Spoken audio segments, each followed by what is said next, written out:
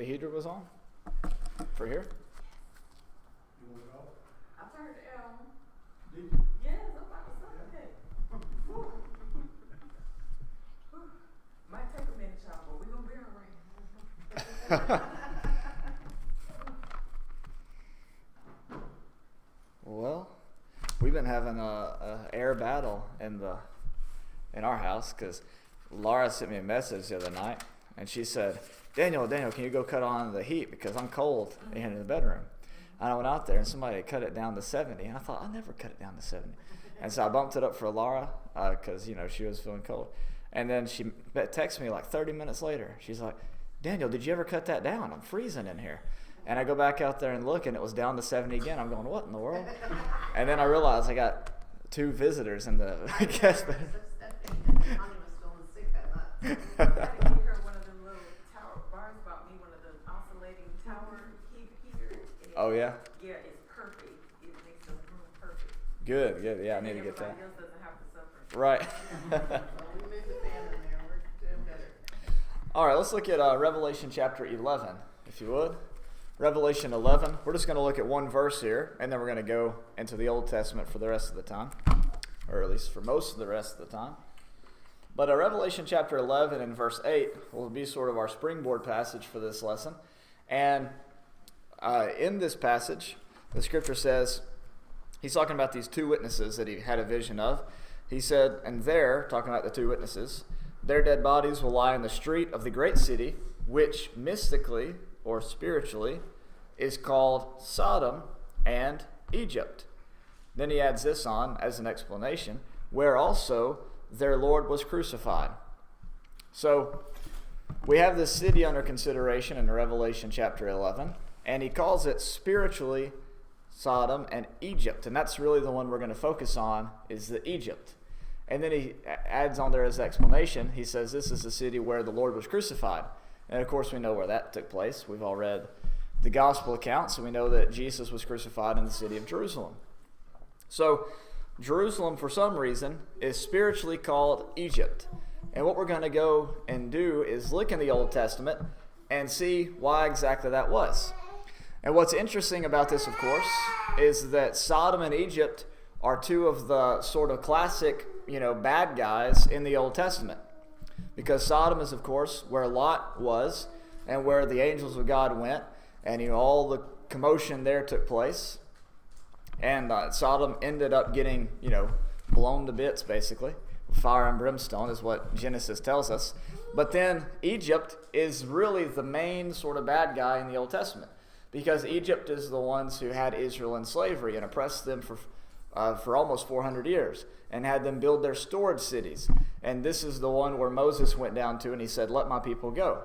And so to call Jerusalem Egypt is, like calling an Auburn fan an Alabama fan or a Florida Gator fan a Florida State fan. I mean, this is a huge insult. This is really a slap in the face. And what we're going to do, though, is hopefully look into the Old Testament and see how exactly that transformation took place. How did Israel become Egypt? And the first place we have to go is 1 Samuel chapter 8. And as we're flipping over to 1 Samuel chapter 8, I just want to remind you of what sort of happened in the Exodus. Basically, from the day that they left, all they really wanted was to go back, because they basically said, well, Moses, you brought us out here, into the wilderness to die. At least in Egypt, sure, we were oppressed, but at least we had food and water and shelter and clothes and all that sort of thing. And now you brought us out here to live in the tents. We don't have any access to food. We have to constantly look for water. You gave us water one time out of a rock, and now we're eating these doves all day, and we're sick and tired of it. We'd rather just go back to Egypt, is basically what they were saying. And so the whole time they're fighting to go back. And now in 1 Samuel 8, they've gotten into the land. They've been given it's been divided out amongst all the children of Israel. All 12 of them have a space now. And in 1 Samuel, we have just completed the period of the judges. And these judges were set up over Israel to act as mediators between God and man, to make decisions for the people, to make judgments for the people, to make sure that everybody was being treated fairly. At least that's what they were designed to do. But what happened in 1 Samuel is that Samuel's sons, when they began to judge, they began to do just everything that was evil in the Lord's sight. They were skimming off the top of the sacrifices. They were just treating everybody poorly. And so in 1 Samuel chapter 8, what Israel ends up deciding to do is they want a king. So in 1 Samuel chapter 8 and verse 4, we read this. Then all the elders of Israel gathered together and came to Samuel at Ramah. And they said to him, Behold, you have grown old, and your sons do not walk in your ways. Now appoint a king for us to judge us like all the nations. See, all they really wanted to do was go back to Egypt still. They just wanted to be like all the other nations. In Egypt, they had Pharaoh as a king. All the nations around them has a king, and they just wanted to be like everybody else. And so in verse 6, we see that he says, the thing was displeasing in the sight of Samuel when they said, Give us a king to judge us. And so Samuel prays to the Lord. So the Lord says to Samuel in verse 7, Listen to the voice of the people in regard to all that they say to you, for they have not rejected you, but they have rejected me from being king over them. Like all the deeds which they have done since the day that I have brought them up from Egypt, even to this day, and that they have forsaken me and served other gods, so they are doing to you also. Now then, listen to their voice. However, you shall solemnly warn them, he says, and tell them of the procedure of the king who will reign over them. So the people want a king, and Samuel gets kind of upset about that because he sees that as a rejection of him and his sons, and they're being judges over the land of Israel. And God says, No, don't worry about it, Samuel. They have not rejected you as king. What they've really done is they've rejected me as king. So go ahead and give them what they want. However, I want you to warn them very specifically what all the king will do to them whenever he gets in power. And that's what we're going to read here next in 1 Samuel chapter 8. But we have this tendency, even in our country, right, to put more trust in a king or a president or a governor or a mayor or whomever instead of putting our trust in God. And some people, it seemed to at times, place their allegiance to a political party or a political leader over their allegiance to God. But what we have to understand is that God is first and foremost our king, and then whoever is appointed to rule over us comes after that. But first and foremost, our allegiance belongs to God. And here is why we should put our faith in God and not in a person to be king. Notice what he says in 1 Samuel chapter 8 and verse 10. Now, keep in mind as we read this, all that's been done for them up to this point. They were taken out of Egypt, not by anything that they did, any power that they had, any strength that they had. They were taken out of Egypt because God sent plagues. God brought them out. God parted the sea. God gave them manna. God gave them doves. God gave them water. So you have in the Exodus story, God gives, God gives, God gives, God gives, God gives, all through it. He never once took from them, like a tribute or something like that. All he did was give. And in 1 Samuel 8, we have this in verse 10. So Samuel spoke all the words of the Lord to the people who had asked of him a king. He said, This will be the procedure of the king who will reign over you. He will take. So obviously we have a pretty sharp distinction already between what God had done for them in the wilderness to what he was doing, rather what the king would do now. He will take, not he will give. Because even the land on which they were living, and God made it apparent on several occasions. I'm not going to allow you to take this land by your own force. I'm going to go ahead of you and deal with the people myself, and then you follow up, and so that you'll know that I'm the one giving to this into your hand, and it has nothing to do with your righteousness, it has nothing to do with your might, it has nothing to do with your military strength. Your victory in this land all comes from me. And we see that in one of the very first places that they conquered was Jericho, right? And how did Jericho fall? Jericho fell because they marched around it, once a day for several days, and then 7 times on the 7th day, and then it fell. Had nothing to do with their power, their might, or anything. Everything up to this point was given. God gives, God gives, God gives. Even when you have somebody like Samson, whenever Samson goes and deals with the Philistines, It wasn't anything from his own power or his own might. All of his ability came from God. In fact, it says several times that the Spirit came over him. So God gives, God gives, God gives. But now we have this king, and this king, he said, is going to take. First, he says in verse 11, he says he will take your sons and place them for himself in his chariots and among his horsemen, and they will run before his chariots.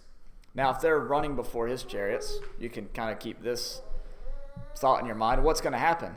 Who's going to die first? Who's going to receive the brunt of the damage? Him and his sons? No, them and their sons, right? So we even see this in our world today.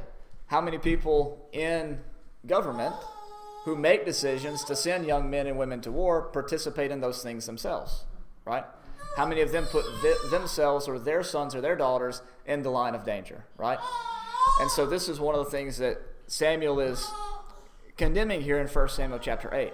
But you look at the judges, what did some of the judges do? Samson, who led the people, he didn't just sit back and order other people. He went right into the heart of it himself. And even people like, even other leaders in Israel's history, like David, went straight to the front lines, like what he did with what he did with Goliath. Now, eventually, David ended up sitting back and giving orders, and we saw what happened when he did that. He had Uriah put to death in order to take his wife Bathsheba for himself. And so there's a lot of corruption that goes on when you have the kings sending other people places that they themselves are not willing to go, right? And so that's what he says in 1 Samuel chapter 8 and verse 11. Then he says this in verse 13. He will also take your daughters for perfumers and cooks and bakers. He will take the best of your fields and your vineyards and your olive groves and give them to his servants. Notice what he's doing. He's not giving anything, to the people. He's taking in order to build up his own house. Then he says this in verse 15. He will take 1/10 of your seed and of your vineyards and give it to his officers and to his servants. He will take also of your male and female servants and your best young men and your donkeys and use them for his work. He will take 1/10 of your flocks, and you yourselves will become his servants. Then you will cry out in that day because of your king, whom you have chosen for yourselves, but the Lord will not answer you in that day. So besides, despite all this warning that he gives, he's going to take, the people end up still refusing to listen to Samuel and wanting a king for themselves so they can be like all the other nations. And rejecting God as king, who always gives, he ends up taking, they end up setting a king who's just going to take for himself. Okay? And this is what they wanted. And one of the things that we learn about God and what we call God's wrath is really giving people what they want. Someone wants to live a life where they just lie all the time. Well, they're going to have to deal with the repercussions of that. Nobody's going to trust them. They're going to have a guilty conscience, all these sorts of things. And so God gives us what we want. If we want to have a king over us, he'll allow us to do that. Even though it's going to produce all sorts of bad, that's what God is willing to allow his people to do. Because love allows for an individual to choose, even if that choice doesn't lead them in the best direction. God is not going to force us into doing anything. So in 1 Samuel chapter 8, the people desire a king over them, and he gives it to them. And so we have Saul. Saul comes along, and he just did a poor job. Everybody knows that. And so Saul, his kingdom is taken away, and it's given to a man named David. And we all know David, and David was a man after God's own heart and all this.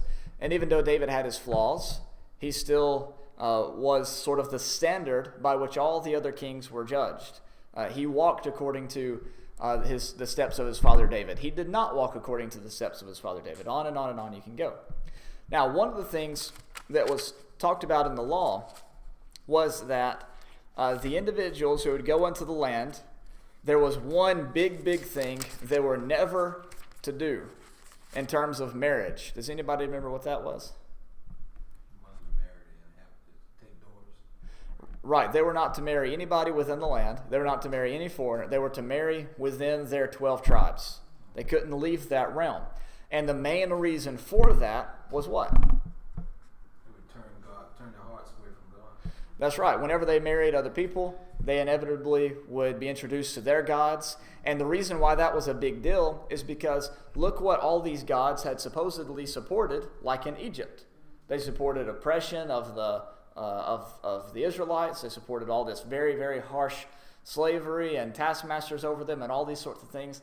And so when you turn your heart to other gods that don't have these standards of justice like what the law had, then you get into all sorts of problems. Because even though we read the law and we think a lot of it seems to be barbaric and foreign to us and ancient, because, after all, it was written 4,000 years ago, so that kind of makes sense. But a lot of it was way ahead of its time. Love your neighbor as yourself. Leave the corners of your field so the poor and the widow can get it. All these things, way ahead of its time. But if you turn to other gods who don't have those sorts of things in between the lines of the law, then you go away from some of that. You stop leaving the corners of your field for the poor. You start going over your field over and over and over again to get every last drop, even though you're supposed to only go over it once and leave whatever you miss for the widows and the orphans and the foreigners and all those people who don't have what you have. So that was one of their main reasons for not marrying foreign wives, so that they would not have these gods introduced that allowed and prohibited all these nasty, terrible things that still are a problem to this day. So David's son Solomon is supposed to be just the epitome of good. He is set up for success. His father was David, who walked after, who was a man after God's own heart, who followed God in every way he possibly could. He had his slip-ups like we all do, but ultimately he was a good standard for what a king should be in Israel. But here's what happens with Solomon right off the bat. 1 Solomon chapter 3. 1 Kings chapter 3 and verse 1. 1 Kings 3 and verse 1. Then Solomon formed a marriage alliance with Pharaoh, king of Egypt, and took Pharaoh's daughter, brought her to the city of David until he had finished building his own house and the house of the Lord and the wall around Jerusalem. Any warning bells going off there? Not only does he marry a foreigner, but he marries who? The daughter of Pharaoh. Kind of bodes bad things for Solomon's reign, right? Let's go and see exactly what happens. Look at 1 Kings chapter 5, verse 13. Notice what he says here. Now King Solomon levied forced laborers from all Israel, and the forced laborers numbered 30,000 men. What did 1 Samuel 8 say that they were going to do? They're going to take. And now he's taken forced laborers from all Israel, and he took 30,000 of them in order to build him a house, in order to build God a house that God had never asked for. He had told David that on several occasions. And just to build the walls in Jerusalem. Walls, palaces, temples, what are they doing? They're going back to Egypt. Now, Israel was supposed to be a place that was to be a light of the world. But if you hide a light under a bushel, right, as we sing in the song and as Matthew 5 says, if you hide a light under a basket, then who can see the light? And so once Israel starts building walls and starts setting up all these divisions between them and the outside world, what's happening? Their ability to let their light shine is becoming more and more diminished. Keith? Well, didn't he go back to when David wanted to build a house, didn't he? He did, and God had told him that he didn't ever ask for that. But if David wanted to do that, that was pleasing in God's sight, that David had purposed that in his heart. But he had never commanded or asked or even wanted David to do that. I know, but David had that desire to do that, and if I'm not mistaken, David was the one that actually gathered all the material for the house, right? In 1 Kings chapter 5 and verse 13. He sends these laborers to Lebanon and to all these other places to go and to get stone from the mountains and trees and all that to bring them back into the place. And so I'm not sure what all David did in preparation of that, but I just saw this in 1 Kings 5, 13 through 18. He also had help, Solomon did, from a king that was close by. It's been a second since I read this, of Tyre in 1 Kings chapter 5 and verse 1. He even sent his servants over to help build up and construct the house and the temple. So Solomon uses forced labor in order to build his house, his fancy palace, and a house for God in the walls. And Solomon also does this in 1 Kings chapter 9 and verse 19. Notice what happens here. You'll recognize this pretty quick. In 1 Kings 9:19 we read, "So all the stored cities which Solomon had, even the cities for his chariots and the cities for his horsemen, and all that it pleased Solomon to build in Jerusalem, in Lebanon, and in all the land under his rule." So Solomon, what has he built? Stored cities? Where does that take us back to? Right back to Egypt. Because that's one of the first things we read in Egypt in Exodus chapter 1 is what was happening in Egypt. Pharaoh had taken Israel and forced them into building storage cities for himself, right? Just like the rich men tearing down his barns to build bigger barns. When all these people are hungry and going without, he builds and builds to give himself more.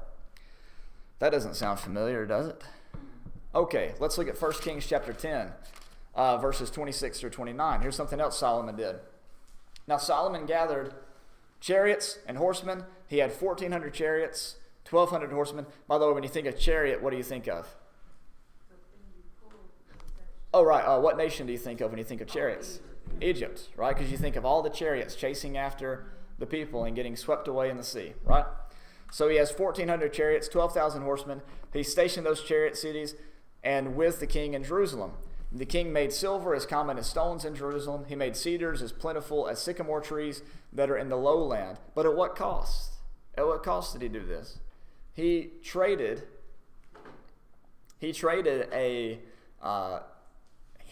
forced labor, constricting people from Israel to come and to build his house for a plentiful economy. He says in verse 28, "Also Solomon's import of horses was from Egypt." Notice that. He brings horses in from Egypt for his chariots. Look at what's happening here. He's taken the people back to Egypt. Even though they physically didn't go back, spiritually or symbolically, they had returned back to Egypt. He says in verse 29, "A chariot was imported from Egypt for 600 shekels of silver, a horse for 150. And then he says this, "By the same means they exported them to all the kings of the Hittites and to the kings of the Arameans." So what does Solomon do? Not only does he take in things from Egypt, now he's sending stuff out. So he's turned into an arms dealer. He's equipping all these nations for battle that are going to trouble Israel for years and years to come. So we have this thing happens a little bit later in 1 Kings chapter 11. Because like in this Exodus story, you'll recall that Moses rose in prominence in Pharaoh's house, kind of like Joseph.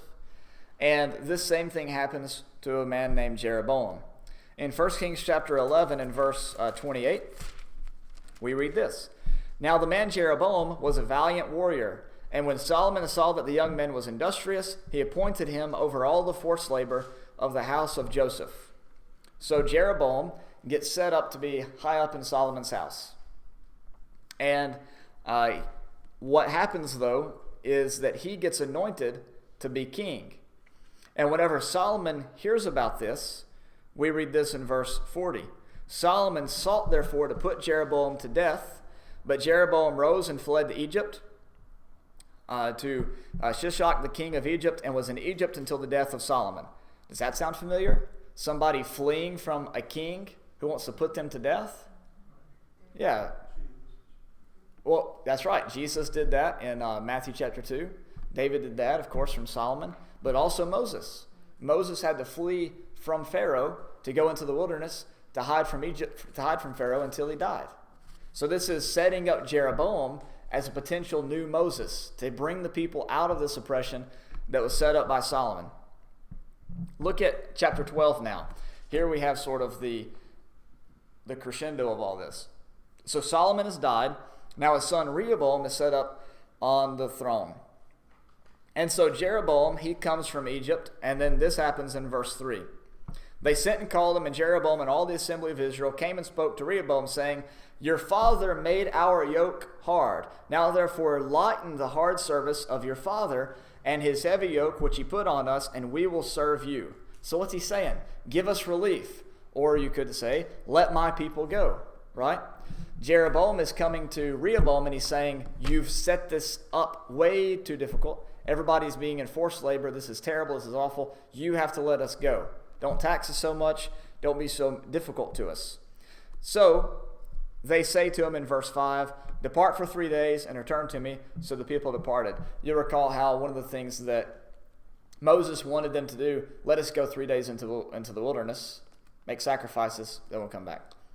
So King Rehoboam in verse 6 says this. He gets with his elders and he's saying, how do you counsel me to answer the people? Now those who were living before him, they said, you need to listen. And if you listen and you grant them this thing they're asking, they're going to be your servants forever. But what the young guys say is, in verse 10, they say, thus you shall say to this people who spoke to you, saying, your father made our yoke heavy, now you make it lighter for us. But you shall speak to them, my little finger is thicker than my father's loins. Whereas my father loaded you with a heavy yoke, I will add to your yoke. My father disciplines you with whips, but I'll discipline you with scorpions. That sounds like Pharaoh, doesn't it? Because in Exodus chapter 5, whenever Moses goes to Pharaoh originally and says, let my people go, Pharaoh says, you thought it was difficult now, you just wait. So, just like Pharaoh, Rehoboam, the son of Solomon, who basically turned Israel back into Egypt, is saying, I'm going to double down now. You thought it was bad before, you just wait. So what does Jeroboam do? Jeroboam takes the 10 northern tribes and they split off from Judah. And what immediately happens in 1 Kings chapter 12 and verse 28 is this. So the king consulted and made 2 golden calves, and he said to them, it is too much for you to go up to Jerusalem. Behold your gods, O Israel, that brought you up from the land of Egypt. So Moses now has turned into Aaron. He was supposed to let the people go. He was supposed to be a deliverer. But what does he do? He gets nervous that the people are going to return to Jerusalem to the temple and worship and abandon the northern tribes. And so he sets up golden calves. Where did he get that from?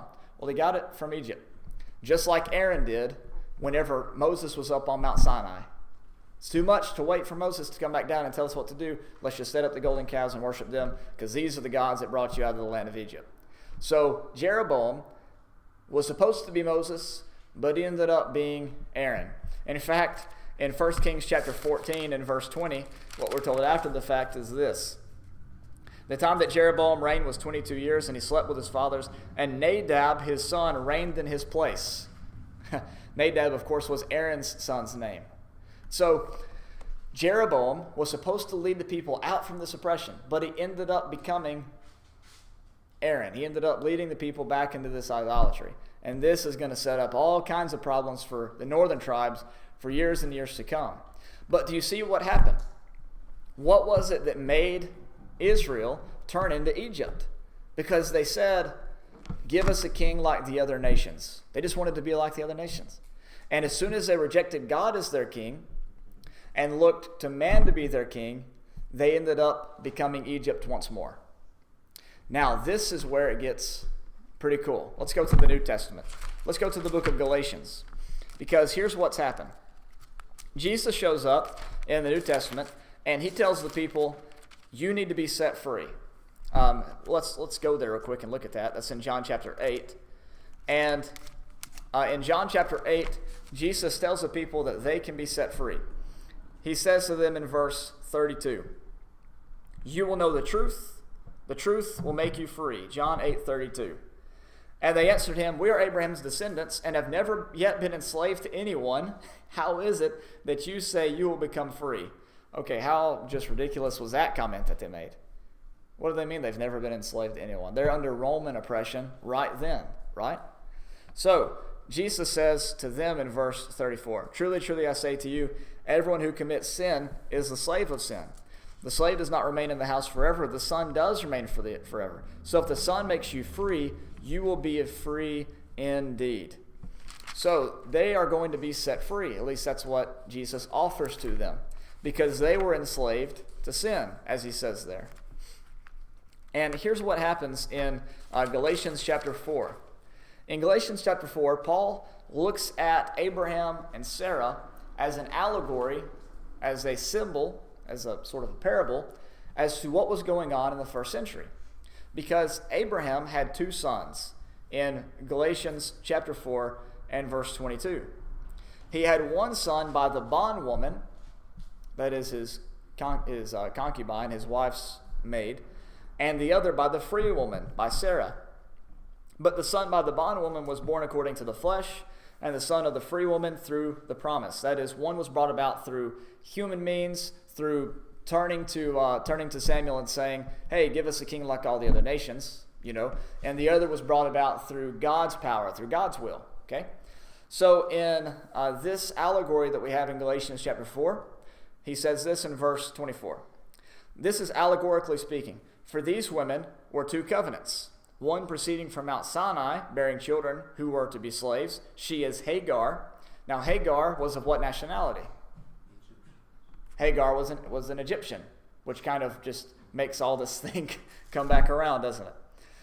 He says, now this Hagar is Mount Sinai and Arabia and corresponds to the present Jerusalem, for she is in slavery with her children. Jesus addressed that in John 8. But the Jerusalem above is free. She is our mother. For it is written, rejoice, barren woman who does not bear. Break forth and shout, you who are not in labor. For more numerous are the children of the desolate than of the one who has a husband. And you, brethren, like Isaac, he says, are children of promise. But as at that time he who was born according to the flesh, Ishmael, that was half Egyptian, persecuted him who was born according to the Spirit, so it is now also. So we have the children of Hagar, the Egyptians, right? Those who were descended from Egypt are now persecuting Abraham's true son in the first century. In other words, those individuals who were insistent upon being under law, being under that yoke of bondage, as Jesus talks about in Matthew chapter 11, come unto me, all you who labor and are heavy laden, I will give you rest. Take my yoke upon you and learn of me, for I am meek and lowly in heart, and you'll find rest for your souls. So all those who wanted to stay under that old yoke were now persecuting the ones who were free, who had been set free, who had accepted the truth. In other words, who had accepted Jesus. And so he says this in verse 30. What does the scripture say? Cast out the bondwoman and her son, cast out Egypt, and for the son of the bondwoman should not be an heir with the son of the free woman. So then, brethren, we are not children of the bondwoman, but of the free woman. Now here's what he says in chapter 5 and verse 1, and we can't pay attention to these chapter divisions because they mess us up sometimes. He says in verse 5 and verse 1, or chapter 5 and verse 1, it was for freedom that Christ set us free.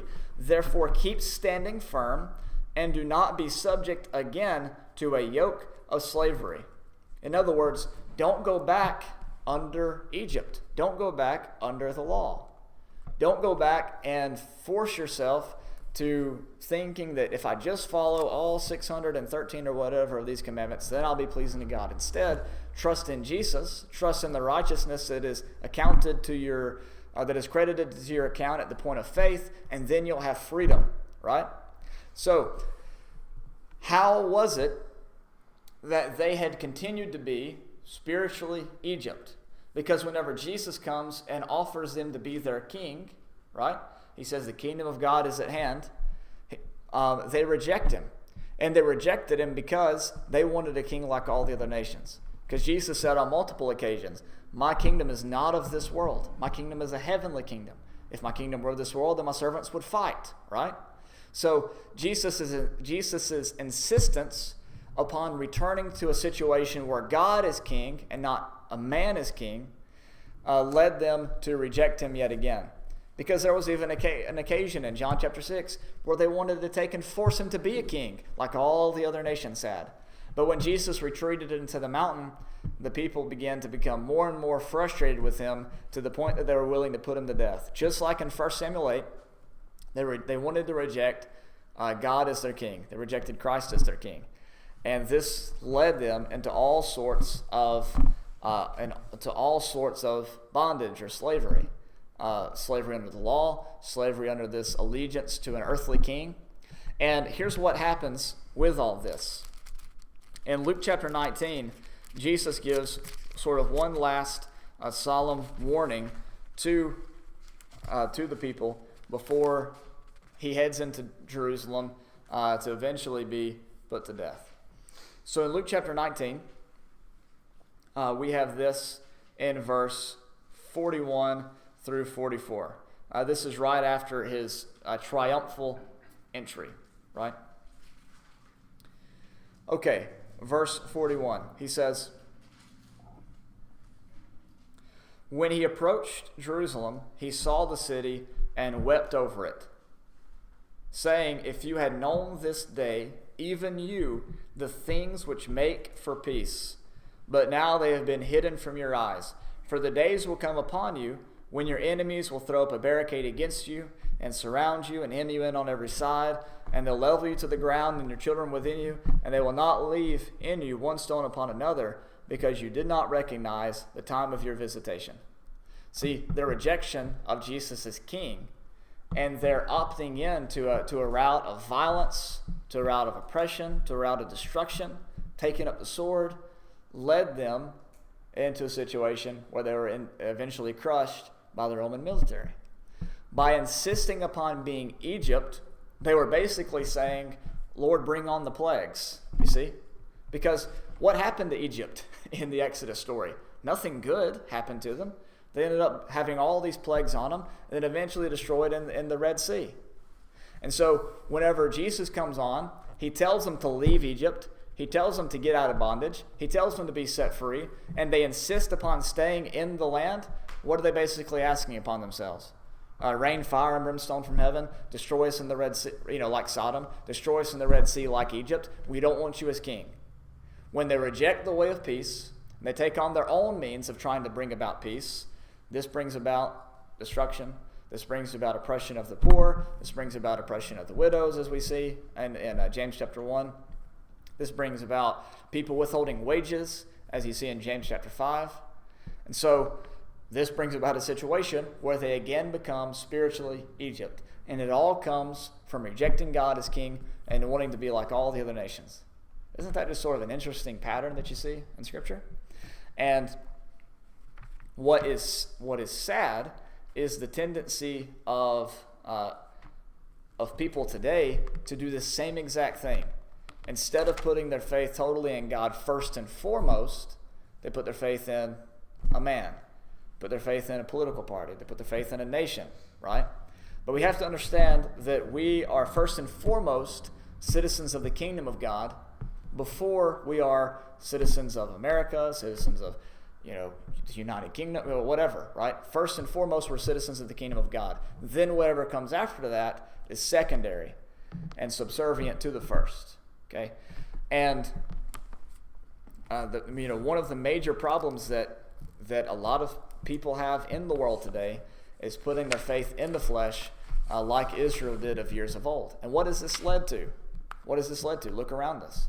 Look how many people go hungry. Look how many people go without. Look how many people sleep out on the streets. Look how, you remember that in 1 Samuel 8 when he said that he'll take your sons and your daughters and make their chariots go before his chariots, all that sort of thing. Look what happens to those who do serve.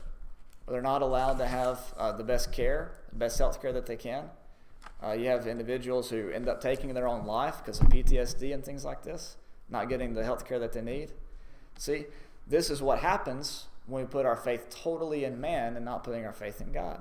Because the command to love your neighbor as yourself, right, should eliminate those sorts of problems if we truly understood what that meant. That's why it's so important that people accept the gospel. Because if we lived in a world where everybody loved their enemies and prayed for those that would persecute them, where do all the enemies go? Zelda. This has been going across my mind all this week, and it has been just bothering me. We're Christians. We're followers of Christ. Right. But yet, and then I just wondered that in government, and we might not should be having that kind of discussion, but as our president, God, he's the highest man on the face of this earth. If as people would see, just people in general,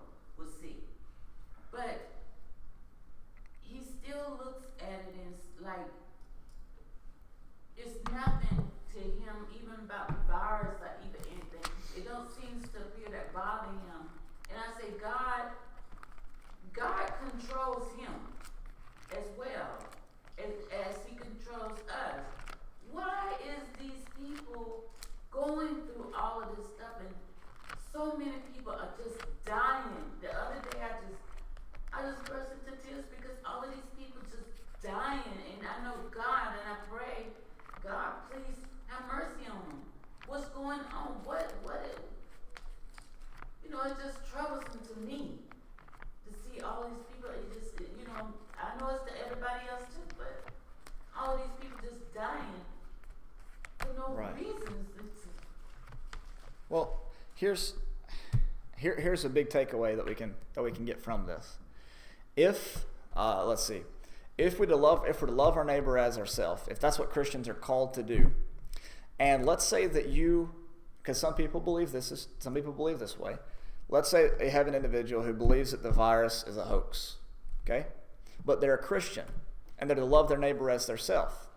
Well, if I think it's not real, okay, but my neighbor does, what should I do in terms of that, right? If my neighbor feels more comfortable if I wear a mask in the Walmart, then why wouldn't I wear one if I'm a Christian, right? Because if I'm going to love my neighbor as myself, and Romans chapter 14 says that if somebody's weaker, okay, and they can't eat meat, don't force them to eat meat, right? Or if they want to keep a holy day, don't force them to not, or don't force others to, right?